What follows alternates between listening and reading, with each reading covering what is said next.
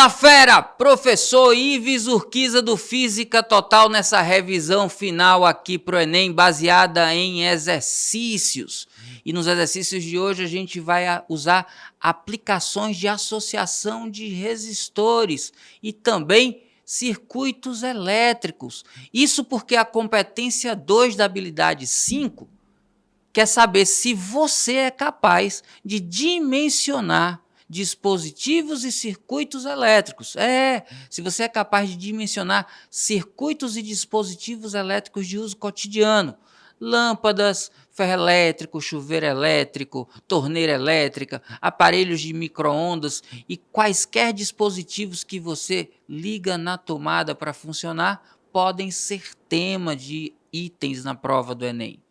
Muitos já apareceram ao longo dos anos e nós vamos resolver alguns hoje. Mas se você tem dúvidas sobre como encontrar a resistência equivalente, reconhecer quando um circuito é série ou paralelo, determinar a potência ou a diferença de potencial num determinado elemento do circuito, eu vou deixar aqui embaixo um link para um vídeo completo de uma aula explicando passo a passo o que fazer em cada um desses casos. Lembra, a nossa revisão aqui é uma revisão final, baseada em exercícios, mas aqui no canal eu tenho vídeo aulas completas de todos os temas que você precisar. Então, se você ainda não está inscrito, se você ainda não está inscrita, inscreva-se no canal e já deixa o like para fortalecer a amizade, porque vamos juntos. Esse é seu ano. LQVP. Lembre que você pode.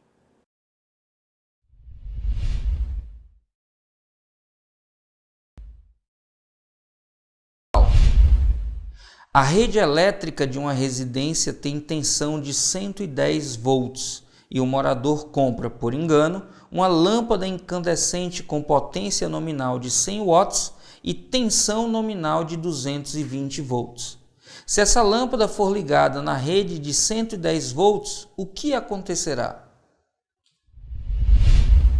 Fera, mais uma questão comparativa. O Enem adora esse tipo de questão, principalmente quando fala de eletrodinâmica. Então ele está falando sobre a potência de uma lâmpada. Vale a pena a gente lembrar que potência é U vezes I. Mas vale a pena lembrar também a primeira lei de Ohm, em que U é igual a R vezes I. Bom, como o que acontece é que a lâmpada ela é colocada numa tensão menor do que a tensão nominal, a gente vai ver o que acontece quando o valor de U diminui. Quando o valor de U diminui. Mas para a gente saber o que acontece aqui com a potência, a gente precisa entender o que acontece com a corrente. E aí, vindo para cá, se a gente considera o resistor ôhmico, já que ele não fala sobre a variação da resistência, eu tenho então que o valor de U e o valor de I são diretamente proporcionais. Isso significa que quando eu diminuo a DDP dividindo U por 2, o valor de I também vai diminuir dividindo por 2.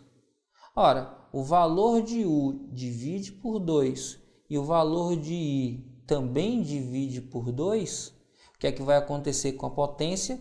Como ela é resultado do produto de U e I, e eu tenho só a metade de um e a metade do outro, o valor da potência vai ficar dividida por 4. A gente poderia também considerar a seguinte situação. O valor da potência P escrito dessa forma, olha só, U ao quadrado sobre R. E aí, considerando um resistor ôhmico, se o R é constante, o valor de P é diretamente proporcional ao quadrado do valor da DDP. Então, o que acontece com a DDP acontece ao quadrado com a potência. Se a DDP foi reduzida à metade, então a potência da lâmpada vai ser reduzida, dividida então pela metade ao quadrado.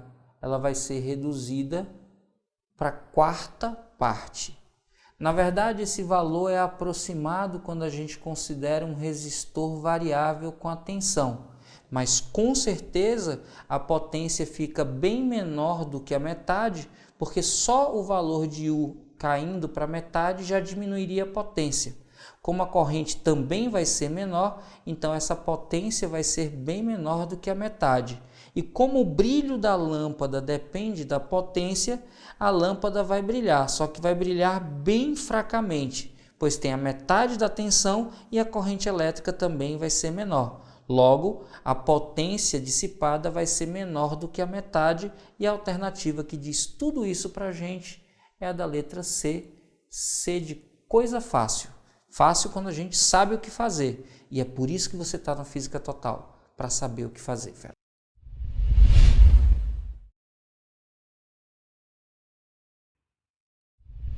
Olha aí, fera, uma questãozinha de associação de resistores contextualizada na tela de smartphone, uma tela resistiva em que ele mostra a presença de 4 resistências, todas elas iguais a 4 kΩ. Então, aqui tem 4, aqui tem 4, aqui tem 4 e aqui tem 4. Lembrando que é 4 kΩ. Aí ele diz o que é que acontece, qual a resistência equivalente quando a gente fecha o circuito aqui em A, olha só, com o nosso dedo.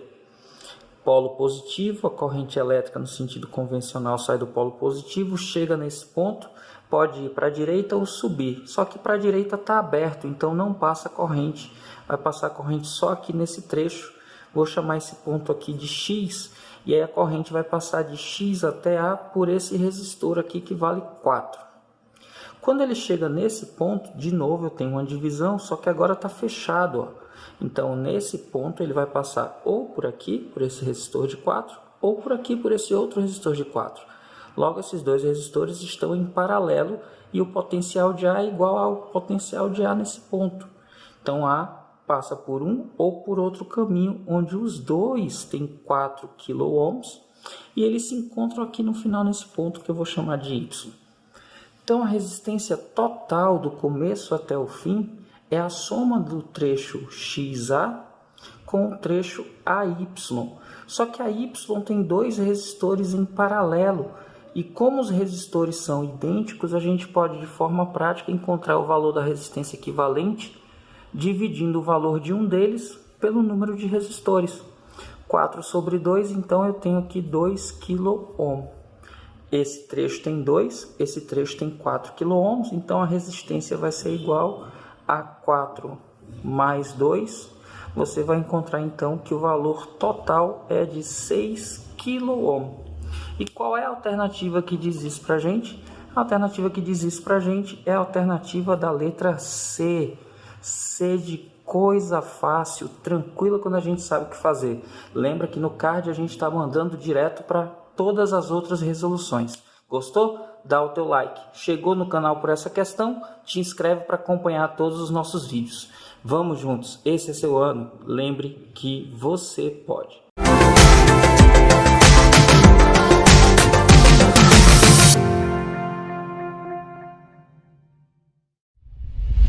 Uma residência possui 2 aparelhos de TV, 2 geladeiras, um computador, um ferro elétrico e 8 lâmpadas incandescentes. A resistência elétrica de cada equipamento está representada pela figura 1.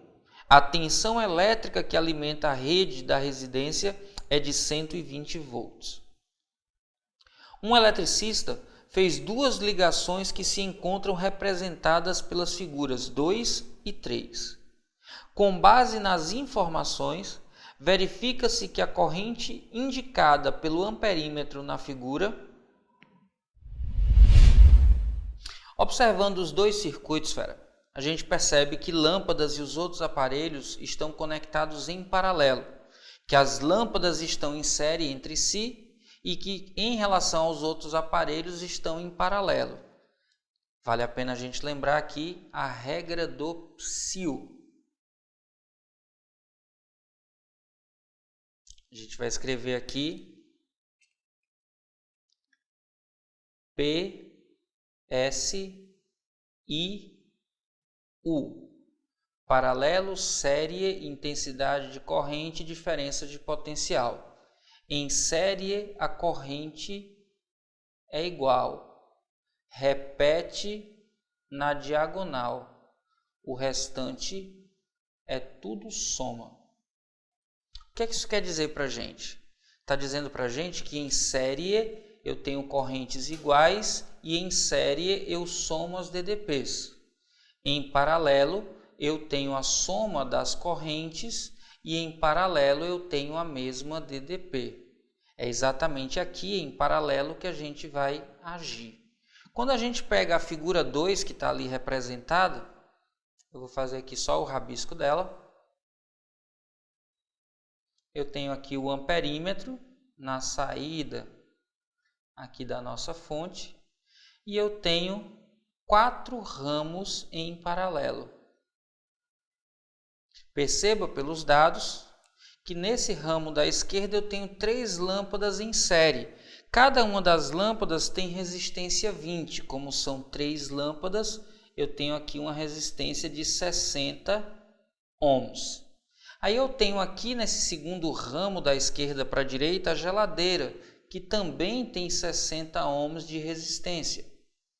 Aqui no terceiro ramo da esquerda para a direita eu tenho a TV, cuja resistência é 40 ohms. E eu tenho por último aqui o computador, que também tem 40 ohms. Para saber quanto passa aqui no amperímetro, lembrando que em paralelo eu somo as correntes, a corrente no amperímetro, que eu vou chamar de corrente total, vai ser a soma de todas as correntes. Ora, lembrando do que diz a primeira lei de Ohm, o valor de U é igual ao valor da resistência R multiplicado pela intensidade de corrente. Então, a intensidade de corrente I vai ser dada pela razão entre a diferença de potencial ou tensão elétrica U e a resistência elétrica R. Nesse primeiro trecho, eu divido então a DDP, que ele fala na questão que é 120 volts, pela resistência do trecho, que é 60. E acho a corrente nesse trecho. No segundo trecho, de novo 60, então eu de novo faço 120 dividido por 60. No terceiro trecho, eu tenho agora 120 dividido pela resistência, que é 40. E por fim, no último trecho, eu também tenho 40 de resistência. Então, de novo, 120 dividido por 40, a intensidade de corrente vai ser igual a 2 mais 2 mais 3 mais 3 dá igual a 10 amperes. Ou seja, no circuito da figura 2, a intensidade de corrente que passa pelo amperímetro é de 10 amperes. Isso é o que está dito na alternativa na letra A. Eu já sei então que a resposta dessa questão é A. Se você quiser fazer só por garantia, lá na hora da prova do Enem você não precisava fazer não, para não perder tempo. Mas aqui, como a gente tem um pouco mais de tempo, eu vou fazer de novo o cálculo agora, considerando o trecho 3. Aqui é a figura 2, aqui é a figura 3. Na figura 3, olhando para ela ali, a gente tem 5 lâmpadas em série. Então, aqui nesse trecho eu vou ter 100 ohms. De novo a geladeira, de novo 60. De novo a TV, de novo 40. E o que muda é que aqui eu tenho um ferro elétrico 120 ohms. Para calcular então o valor da intensidade de corrente total, eu já vou fazer direto. 120 dividido por 100 dá 1,2, mais 120 dividido por 60 dá 2, mais 120 dividido por 40 dá 3, mais 120 dividido por 120 dá 1. Então, a corrente total nesse arranjo número 3 vai ser 1,2 mais 2 dá 3,2, mais 3 é 6,2, mais 1 dá 7,2 ampere. Então, no circuito representado pela figura 3, a corrente através do amperímetro é 7,2. Como a gente já tinha visto, a alternativa correta é a da letra A, que fala aqui no desenho 2, no trecho 2, na figura 2, o amperímetro registra 10 A. A de aprovação, fera. Está te dizendo alguma coisa? Aprovação é o seu destino. Vamos juntos, fera.